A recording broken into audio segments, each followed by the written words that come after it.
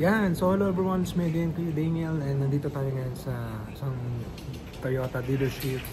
And ikutan lang natin itong 2025 Toyota Rush 1.5 GR na CVT. Okay? Tignan natin kung magkano na siya ngayon. So ito po yung ating Toyota Rush. Ikutan lang natin. Walang naman ang kanyang lapida, pero Rush GRS to. So this is a 1.5 engine, white, red. Ano bang kulay isa? Kalimutan ko na yan. So tatlo lang ang kulay niyan.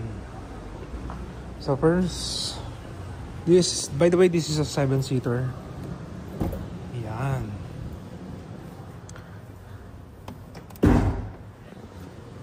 Parang tunog lata yun ah. Okay. Alam nyo, na-drive ko to si Rush. Matipid to. Na-drive ko siya sa Legazpi, Albay. Okay.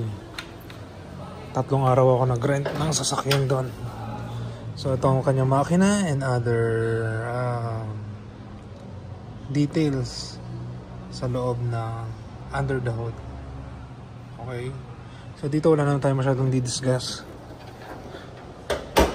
Kasi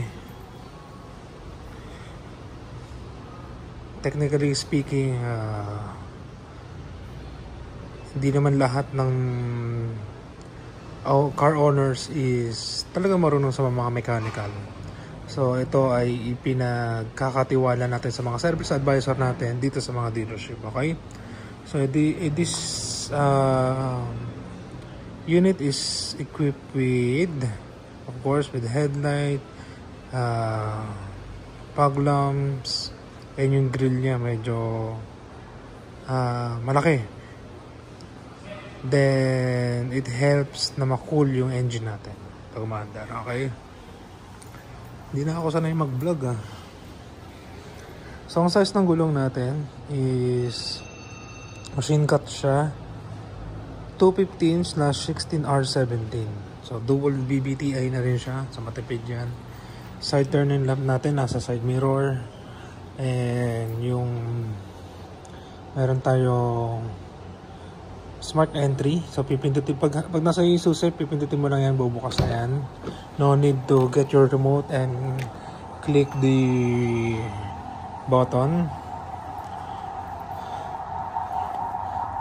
So medyo aligagala yung huling gumamit ng unit na to. Hindi iniwanan ng maayos. Ba yan?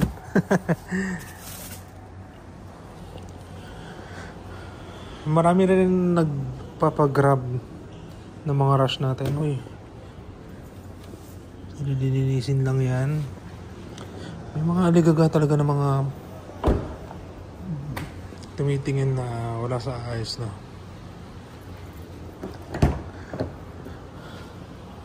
Ayan. So ang blower natin guys is pwede nyo itodo yan and wala namang consumption sa gas yan. So ganun po natin bubuksan guys. Hindi na ako po sa likod, kakakain ko lang, maiipit yung tiyan ko. So yan, I will choose this over the Avanza. Medyo mahal lang siya ng konti, pero Avanza pa rin ako. Ay, Avanza, magra-rush ako. Bakit? Ang Rush kasi is a rear wheel drive. Avanza is front wheel drive, like that Veloz. So yun ang advantage niya. When it comes to akyatan, hindi siya hirap. Kasi mas madaling lobat lang yung sasakyan.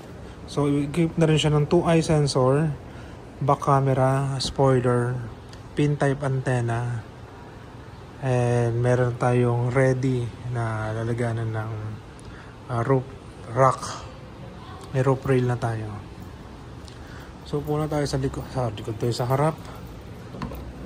Yan. So dalawa pwede mo ilagay dyan, no? Naka bote, naka baso. Meron ba siyang ano, wala siyang cup holder. Pero sa gitna, meron siyang cup holder. Tatlo. O bottle holder.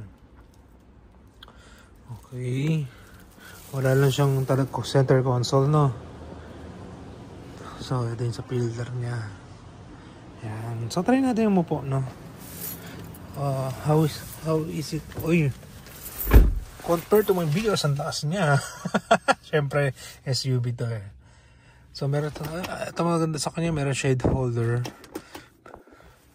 So, ang Vios walang shade holder eh. Pero may nakita ko sa small car na merong shade holder, no? So, yan.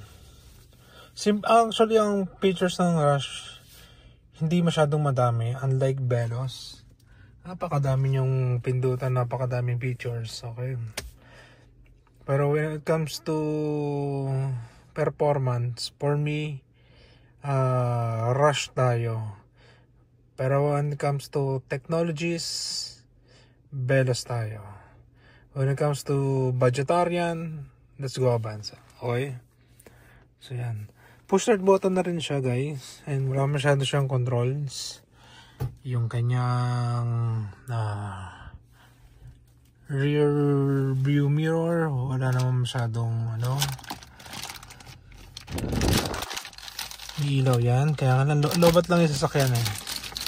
Okay, pero Rush is good, okay? So, let's go. Kung mayroon mga katanungan sa mga sasakyan na to, kontakin nyo lang ako sa